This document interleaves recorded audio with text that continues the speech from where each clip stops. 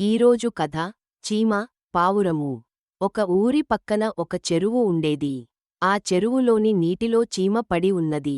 ఆ చీమ ఎంత ప్రయత్నం చేసినా ఒడ్డుకు రాలేకపోయింది. నీటి కదలికకు అటు ఇటు పోతున్నది. పక్కనే చెట్టుపైన ఒక పావురము ఉన్నది. చీమ కష్టాన్ని చాలా సేపటి నుండి చూస్తుంది. చీమను చూసి దానికి చాలా బాధ వేసింది. పావురము ఎలాగైనా చీమను రక్షించాలని అనుకున్నది.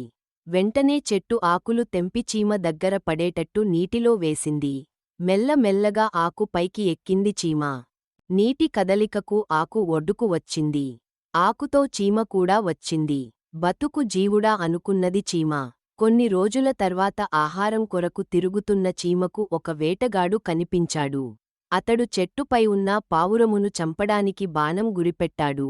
అది చూసిన చీమ వేటగాడి వద్దకు పోయి అతని కాలిపై కరిచింది.